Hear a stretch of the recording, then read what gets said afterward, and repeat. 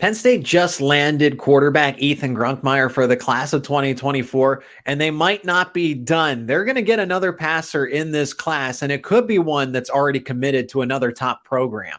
You are Locked On Nittany Lions, your daily podcast on the Penn State Nittany Lions, part of the Locked On Podcast Network, your team every day. Thanks so much for making Locked On Nittany Lions your first listen and watch every single day. We are free and available wherever you get your podcasts. My name is Seyko, your host of your number one daily Nittany Lions podcast. And I am joined by Richie Schnyderite of Rivals, publisher for Rutgers, Penn State. Am I missing one in there, Richie? UConn too. So UConn as well. Yeah, my little monopoly I got going on up here. Yeah. Hey, Dylan's got four. Dylan contributes to 4 websites, so you're short by 1. Yeah, it's a lot of work, but it's fun. But it's it's great to have you back on because you were just at the Rivals camp that was held in New Jersey. I just came from the Elite 11 in-state college. So we're going to have a part 1 and 2 here. This is, of course, part 1, where we're going to focus on the Pennsylvania side of things, all those quarterbacks that were at Elite 11, and then check out part 2 for the New Jersey camp that saw basically more of a variety of Penn State prospects and prospects that are in the region that fans should know about, but also something fans should know about. Locked On Nittany Lions, your go-to podcast for Penn State Rivals. Visit happyvalleyinsider.com. And Richie, where can people keep up with your work and then all the things you do with UConn, Penn State, and Rutgers? Yeah, I mean, like we just said it, first off, happyvalleyinsider.com is our go-to for Penn State coverage. And if you want to follow me on social media, it's at Rivals Richie, as you can see below. And I tweet out some funny stuff once in a while, but mostly just good content and recruiting scoops. And one of those scoops that is, we're going to talk about Ethan Grunkemeyer and some of the other quarterbacks that Penn State, Blake Hebert was there, Miles O'Neill. There was a Malik Washington class of 2025. I was enamored with him particularly, but this gets a little interesting now with Ethan Grunkemeyer. So he had the Elite 11 finals invite right afterwards. He was the 8th official invite. They're looking to take 20 quarterbacks, but one of the quarterbacks that was there, I think we need to put into the conversation as well. And Ryan Puglisi was, he showed why he's at least either near or inside the top 10, depending. Rivals, I think, has him 11th on the rankings for the class of 2024. Something like that. I forget exactly where he's at, but I know he's a 4-star, so he's up there. Yeah, he's a 4-star, and he's around the top 10 in the entire nation when it comes to 2024 quarterbacks. It sounds like Penn State's pushing to get a second quarterback in the class, and Ryan Puglisi is just that kid. He's committed to Georgia, where Dylan Raiola, and we know this across the board, he's the consensus number 1 for the 2024 class. So, Richie, what can you tell us about Penn State's interest in Ryan Puglisi? So, I mean, yeah, just for starters, Adam Friedman posted it the other day. We've heard rumors about it on our end too, but he went up to New England for they had a couple showcase days up there for some of the top prospects, and New England's growing heavily when it comes to recruiting. They are just producing at a crazy rate right now. I think it's actually, I was talking to someone on Sunday who actually did tell me that it's probably the biggest talent gap that they've ever had there. Like, this is an insane amount of talent up there now, whether it be some of the prep schools or some of the public schools. But regardless, Ryan Puglisi is hearing a ton from Penn State. And that's not really too shocking because we've posted on our message boards on our website a ton of times. They want 2 quarterbacks. That's all we keep hearing. Now that they have 1 in the fold, they're going all out for that second one, and they're hoping they can get a 4-star in Puglisi. Yeah, Puglisi, more of your traditional pro-style quarterback. And everyone's saying that they settled for Ethan Grunkemeyer, and you go see it in person. And I already knew from speculation and just watching some of the film and highlights, like they didn't settle for this kid. Clemson really wanted him to visit on campus, but they have that policy. They have that standard where they're not going to offer you until you get to campus. And Penn State knew that. That's why they worked so hard to get him an offer, get him on campus, which the Elite 11 being in State College was so beneficial for Penn State because all those quarterbacks, you're going to be up in the area. So what? You're just not going to take a visit. You're not going to take a stroll through Penn State's campus. You're not going to meet with any of those coaches. Like you'd be silly not to. Let's just put it that way. And Penn State was able to benefit from that weekend. Yeah, no, you hit the nail on the head. I don't think you could have picked a better location for it because all these coaches at Penn State were raving about it just yesterday. Everyone was down the street, whether it be Puglisi, who's committed elsewhere, or Ethan, who's now committed. There were several skill position guys who attended the All-22 event at the Nike opening or Nike Elite 11. Sorry, it used to be called the opening, not anymore. But yeah, no, it's great for Penn State to get all these kids close to campus, get them on campus. And Ethan was one of those guys who took a visit to campus after. Jalen Matt at campus afterwards.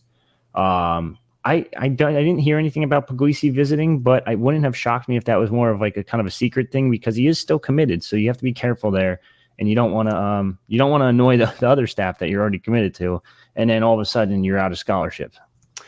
I annoy that's interesting. I'm not trying to poke criticism at what you just said there, but Georgia had essentially, I consider Puglisi a top 10 quarterback. Okay, he's 11 here, he's 12 there, he's number 9 here. He's essentially a consensus top 10 quarterback at the end of the day in the entire, he's top 15, okay? Top 15 in the country. That's very respectable. And that's someone who should be committed to places like Georgia, see interest from Penn State, wherever, right? Any school in the country is going to want his services. But Georgia kind of stabbed him in the back. He's been committed since 2022. Dylan Raiola decommits from Ohio State, draws interest from Nebraska because he's got a family member, of course, right, on the staff. And people were led to believe that he's going to be a Cornhusker. He could start all 3 years with no questions asked. He ends up committing to Georgia. Georgia, of course, the facilities, the winning, the talent around them, like the program's just kind of second to none at this point. So I get why Dylan chooses them over Nebraska, who's kind of in a rebuilding phase. Even though I hate to say it, I do like the situation that is going on with Matt Rule there at the helm. But more the point I'm trying to make is that they went out with Puglisi in the fold and they said, well, we don't think that's good enough, so we're going to go get Dylan, the number 1 quarterback in the country, when we already built this relationship with you. So how do you think Puglisi might be feeling in all of that? I know he's not afraid of the competition, but man, that kind of stings that they basically said, you're not good enough for us. Yeah. So on the record, he's saying all the right things. Before, like I was saying before, Adam Friedman went up to New England to check out on a lot of these guys, and he spoke to Puglisi, and Puglisi was like, I've been talking to them for months. We always knew they were going to take another quarterback. Now, mind you, I agree with that statement. I don't agree with the fact that he thought it was going to be the number 1 quarterback in the country. Yeah. I think he probably thought, all right, I'll be their number 1. And this happens a lot when they take 2 quarterbacks. It's like there's a clear number 1 guy. I'm like, I don't want to say it's like a Drew Allard, Bo Prabula type situation, but like everyone knew Drew was the better of the 2. Now it's like, oh my God, like, all right, you just took one that's probably a little bit better than me. Like now I'm kind of like, I'm iffy on my commitment now because you kind of told me you were taking one, but you didn't tell me it was going to be this guy. Like, so I would be a little, I'd keep an eye on it. Like I said before, Penn State's pushing pretty hard, and they're going to sell the whole, hey, they already have Dylan in there. Like, are you really going to even play behind Dylan? So even if you redshirt, maybe Dylan redshirts, and then you're both kind of in a tricky situation. And they got, I can't name the entire Bulldogs depth chart, but I know like a long time ago, not too long ago, Brock Vandergriff was one of the top quarterbacks in the country, and he's still young. He still could play and start for multiple years. Who's to say that Dylan's going to go in right away and have an opportunity? And then you factor in Puglisi's situation. So as we wrap up this first part of it, Richie, what are the chances that what kind of odds would you place that Penn State does have a legitimate shot at, because it's a similar situation, right? Georgia has 2 quarterbacks. Penn State, technically, if they were to get somebody else, would have 2 quarterbacks. It's not even about Puglisi. There's other targets that they would like to bring in, a Miles O'Neill, for example. But what is the chance that Penn State does in fact land someone the caliber of Puglisi later in this cycle like this? I don't think it's unheard of. I hate putting numbers on things, so I'm going to keep it kind of low here. I'm going to go around like a 30% chance. I know like I said before, this staff definitely wants a second quarterback in that class. Yeah. Who it's going to be, I don't know. You mentioned Miles O'Neill, who's on campus this Monday. He's also taking visits to A&M and Michigan State very soon. So that's one you kind of got to figure out pretty quickly. Puglisi obviously committed to Georgia. There's a couple other names too. I know Tyler Cherry, they offered out of the Midwest. He's another guy to keep an eye on. But he just committed to Duke. Oh, he did. Okay. That's my fault then. That's my mistake completely. So that one's out completely then. Yeah. But yeah, so it's those are the 2 names I'd probably keep the closest eye on, but I think they're going to push really hard to get Puglisi on campus for an official visit. Whether that becomes made public knowledge or not, that's a different story.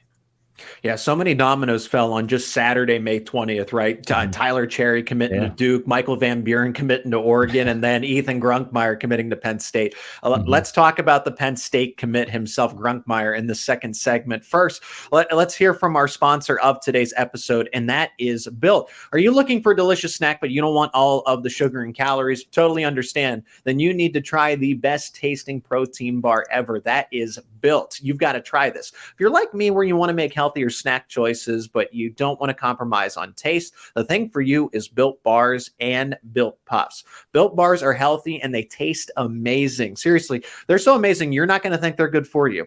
You got to try them. What makes Built Bars so good? Well, for starters, they're covered in 100% real dark chocolate. That is right, real dark chocolate. And they come in unbelievably tasty flavors: churro, peanut butter brownie, and cookies and cream. I'm not sure how Built does it, but these bars taste like a candy bar while maintaining amazing macros. Just 130 calories, 4 grams of sugar, with a whopping 17 grams of protein. And now you don't need to wait around to get a box. For years, we've been saying go to Built.com, which you still can do. You can go get your specialty flavors at Built.com. But now you can go to your local Walmart or Sam's Club. That is right. Head to your nearest Walmart today. Walk over to the pharmacy section. Grab yourself a 4-bar box of cookies and cream, double chocolate bar, or coconut puff. And you're close to a Sam's Club, run in and grab yourself a 13-bar box with hit flavors like brownie batter puff and churro puff. You can thank me later. And again, thanks so much for making Locked On Nittany Lions your first listen and watch every single day. Again, go check out happyvalleyinsider.com. Penn State Rivals making Locked On Nittany Lions your go-to podcast, and we're bringing in one of those experts from Penn State Rivals. That is Richie over there. Richie, there's, yes, the conversation. I would love Penn State to get both Ryan Puglisi and Ethan Grunkemeyer. I think that takes a lot of pressure off of the class of 2025 as well. But even if they don't land Puglisi, even if they don't get someone like Miles O'Neill, and Miles O'Neill holds a lot of respectable offers and interest as well. I think Grunkemeyer alone takes a lot of pressure off of the class of 2025, because it was about, okay, getting Cutter Boley. And I know Cutter Boley is going to reclassify to 2024, but the conversation was, well, they need to land that big gem, whether it was Brian Montgomery or Malik Washington, who we're going to talk about here at the tail end of this episode. This part one, we're going to have a part two about the New Jersey Rivals camp.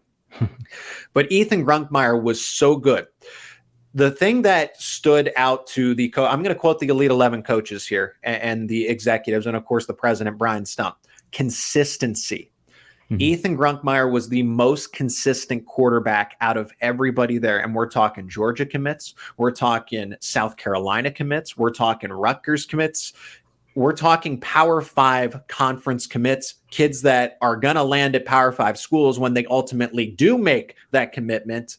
And Ethan Grunkemeyer got the invitation handed to him, the 8th out of 20. So he wasn't the last one to make, like, well, we need a last-second entry. No, he is the 8th of 20 quarterbacks they plan to invite overall. Richie, just how impressed have you been with Ethan Grunkemeyer's ascension in this recruiting process? Yeah, it's been kind of crazy. I guess a month ago is when he first earned a Penn State offer, and that's kind of when I started doing my little research on him and just kind of learning more about him as a quarterback. He puts up really good numbers for a team that's not so good. No offense to his high school, but right, they don't have a great record. But 2,500 yards, 25 touchdowns to 8 interceptions. It's pretty darn good. And then the more you watch his tape, the more you could see how productive he is. He, like I said before, his team's not the best, but he still shows out on film and still shows that he's a very, very good quarterback. He goes through his reads. He doesn't focus in on that one wide receiver like some guys tend to do, especially at the high school level. And that's just a little bit of a learning curve there too. But he's also kind of mobile. I know it's not his forte, I would kind of talk or say, but he can move if need be. But he has a good arm, solid arm. He's accurate. And like you mentioned before, and I guess I should say what the Elite 11 mentioned, he's consistent. No matter what it is, he's got the same throwing motion every single time, same accurate ball. I'm a big fan. I think he's only going to move up in the rankings. I think I'll be honest with you. I think we have him pretty low right now. Yeah, he'll be. I won't go ahead and say a 5-star. You know, that takes a lot to be a 5-star, but he's definitely, he plays like a 4-star right now in this moment on this very day in late May here, and I think he'll show that with this. I personally think that he will be ranked above Michael Van Buren at the end of the day, because I thought that was an interesting point. And that's something that coaches at Elite 11 brought up as well, is that he's leading this team to the success that they are seeing. They're not a powerhouse. They don't have all these all-stars running around. So he's not being lifted up by this amazing supporting cast. And I'm not trying to criticize a high school football team, okay?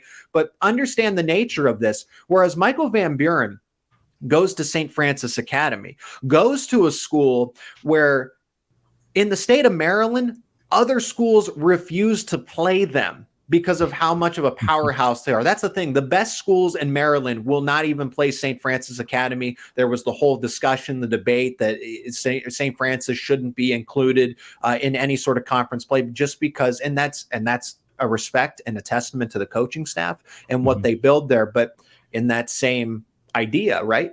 Michael Van Buren has a lot of talent to go to, and they're playing good competition. I was looking at the upcoming schedule for them. St.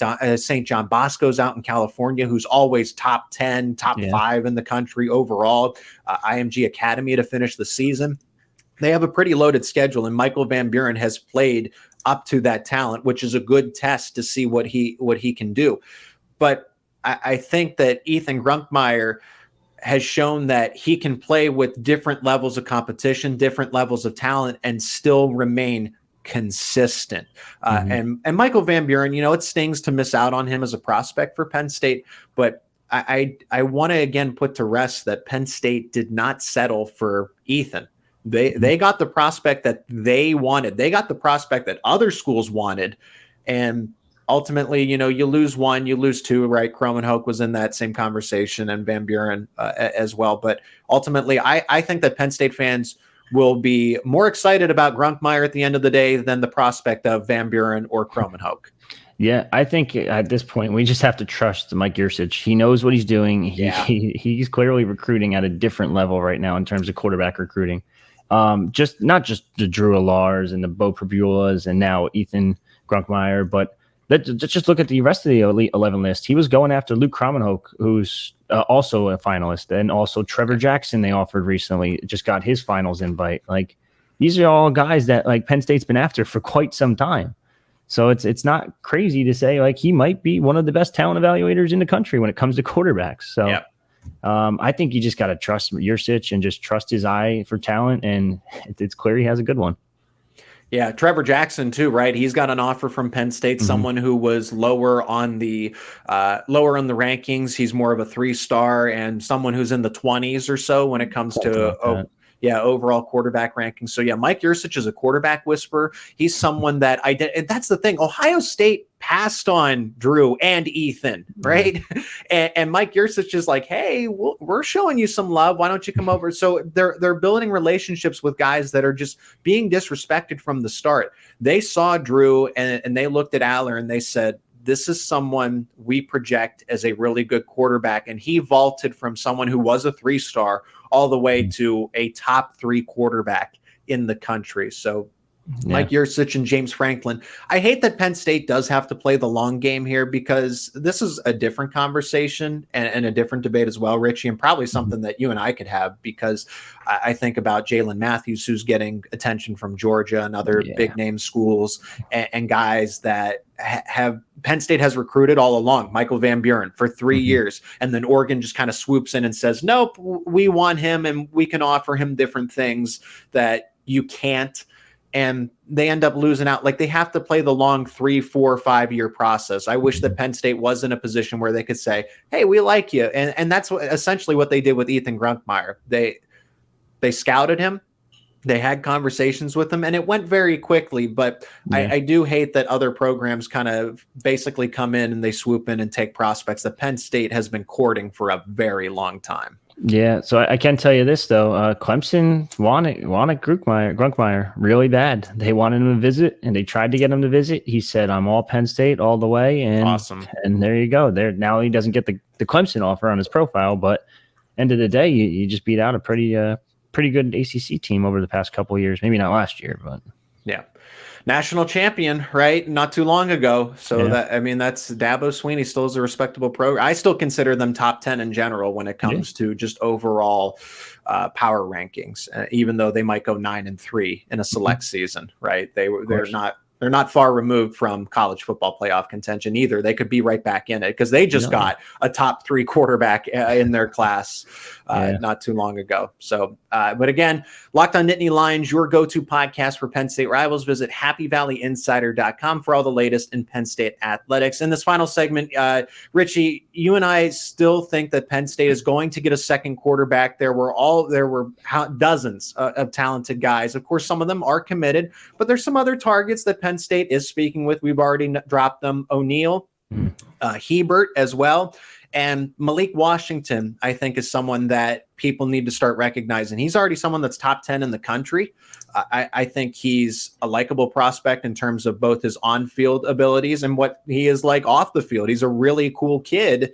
Let's start with the ones that have been a little more in terms of making the headlines. Miles O'Neal and Blake Hebert. What's the likelihood that Penn State is going to land one or both of them? Great, because O'Neal's in 2024 and Hebert's in 2025. Yeah, so being from New Jersey, I'm very familiar with Miles O'Neal. They have another quarterback behind him that won. I'm not going to dive into it too far, but he won Rivals Camp quarterback MVP yesterday as the backup quarterback there. So it's like it's a talent of riches, embarrassment of riches, I should say, over there at the Hun School in New Jersey. But I think they have a really good shot at Miles O'Neal. I talked to his coach. I talked to Miles, just going back and forth, just seeing what his vibe was like kind of going into this visit on Monday. And he just kept raving about it. And I'm just like, all right, like, do I have to, like, I talked to his coach, I was like, do I have to get like a commitment article already? Like, what's the deal here? Yeah. Future cast, put that in. Come on, give me a little scoop here. And he's like, no, not yet. He's got 2 more visits. Let him take those visits and then we'll see. So he's going to visit Texas A&M later this week. And I think Michigan's on the weekend, I believe, too. And then they'll kind of go from there, sit down and put all the options on the table. And then they'll probably end up committing, I want to say either late May, early June, depending on whenever they sit down as a family and discuss. But I think Penn State has a really good shot. He's very high on the program. He's very high on Yurcich again. This is a guy that I don't think many Penn State fans even knew who he was about, 2 or 3 weeks ago when he got the offer. And it's like, another 3-star, and that's all I see is everyone saying another 3-star, and it's like, relax. That the final ranking is the one that counts at the end of the day. It's not the 3-star he gets right now. But I think it's another kid that's better than his ranking, and I think at the end of the day, you'll probably see Ethan with a 4th star, and I think this kid will be close, if not pushing for that 4th star when it's all said and done.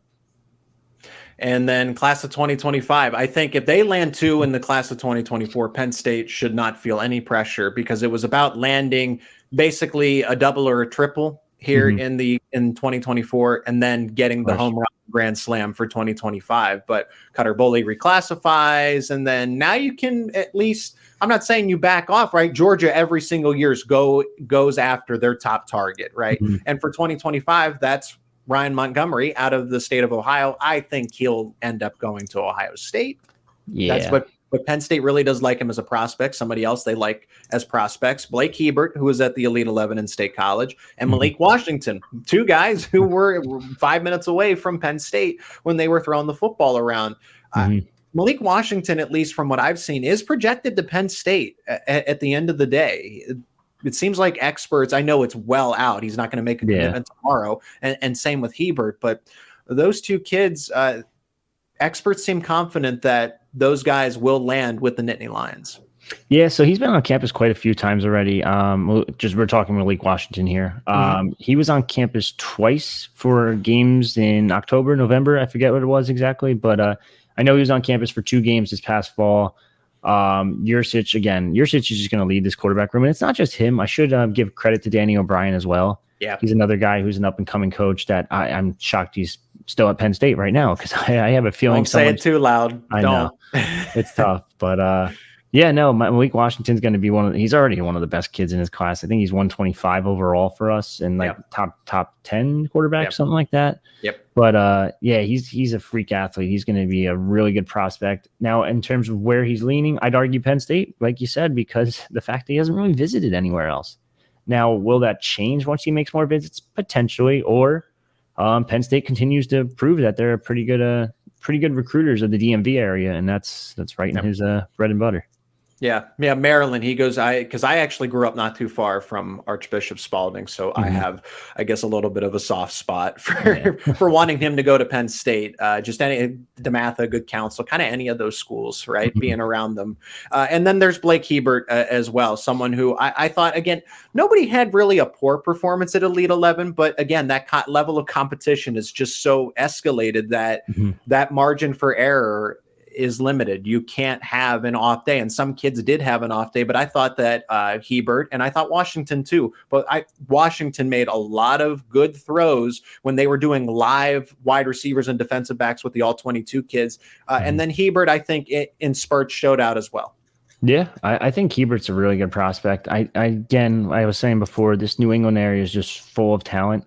And I feel like they kind of get screwed over a bit when it comes to rankings wise, because we don't get to see them as much because they don't really play a national schedule like you were saying St. Francis does before and stuff like that. And when you play local schools in Massachusetts, you can't convince me there's many good football programs in Massachusetts. So most of the good kids are either going to leave and go to the Connecticut preps that I was mentioning before, and they all kind of play each other, or they're going to go somewhere else completely and play a higher level of football. But I think Hebert's actually a really underrated target for Penn State. He's still new to the recruiting process, so he's still trying to learn everything. But he's got really good size at like a legitimate 6'3", 6'4", 220 already. So he's got a good build for a 2025 kid. Yeah, and Washington isn't small either. He's 6'5", 200. I think personally, he can bulk up his frame a little bit, but he's more of he's got some mobility to him. I like them both as prospects. I'm glad I got to see them in person at the Elite 11 in State College. Just Richie, any other general takeaways for the Elite 11 and what was going on, both from what you've heard from me, from Dylan, from other guys on the ground? No. I mean, Luke Reynolds, I've just, everyone keeps raving about him. It sounds like he's a freak athlete. He's a guy that was playing quarterback at this time last year. So he might have saw him throwing the football last year at this point, but he's not a quarterback anymore. I got to see him at the Under Armour camp over in New Jersey. I want to say not even a month ago, a couple weeks ago. And I was like, who's that guy? And I was like, oh my God, that's Luke Reynolds. What the heck? Like, oh my God, this kid's good. And it was raining. It was pouring. And he had his gloves on, and he just ripped off his gloves. He goes, I don't need them. And I was like, oh, here we go. Tough guy. And all of a sudden he catches everything. I'm like, it's like downpouring rain. I'm like, oh my God, like this kid's hands are ridiculous. Who put him at quarterback in the first place? Yeah. But they just sound, and he got an all 22 invite, it sounds like too. So he's going to be such a good player. And it's that New England area that's just producing talent nonstop. And Penn State's in pretty good with the coaching staff the coaches up there too. I got to speak to a couple of them this weekend, and they all keep raving about how well they just evaluate talent and get in early on recruitments. Yeah, and that's Ty Howe right now, the tight ends coach for Penn State, and he's done such an incredible. Someone who was an offensive lineman for Penn State, and now he's the tight ends coach, and he's kind of continuing that trend because they did so well beforehand with him, before him, and now he's leading the way. And Penn State can. I think they're in the conversation for tight end because you have Mike Gesicki, you have Pat Freiermuth, and now you have all the Brenton Strange just went in the second round, Theo Johnson, Tyler Warren, and then all these prospects that are coming along the way, not only in the class of 2023, but again, Luke Reynolds will have a 4-star, might end up being, I think, a top 5 tight end when all said and done in the country. I think that's very realistic for him. Would not shock me one bit. He's, like I said, he's been very impressive this spring. That wraps up part 1. Okay, so Richie, while I was in State College for the Elite 11, you got to go to the, go figure, you went to the Rivals camp in New Jersey, right? With what you do with Rutgers. So Penn State had some interesting prospects, or at least guys that they are scouting as well over at that camp. So in part 2, Richie, you and I are going to chat about those players. But as we wrap this one up, where can people keep up with the work that you do again? Yeah, so happyvalleyinsider.com. It's the go-to site for Penn State Rivals. Any Penn State content, actually, really, not just football. We do basketball recruiting coverage, basketball coverage in general, wrestling, you name it, and it's probably on our site somewhere, whether it be the message board or the front page. And then also you can follow me on Twitter at RivalsRichie. I just tweet out just about anything and everything under the sun, whether it be videos, jokes, a little corny jokes at times, but they're pretty funny. I get a little giggle out of it. As long as you think they're funny. No, That's all I like following your Twitter. I really do. And of course, you can follow the show Locked On Nittany as well. But that's going to do it for part 1. Check out part 2, which is going to be right behind this episode on YouTube and wherever you get your podcast.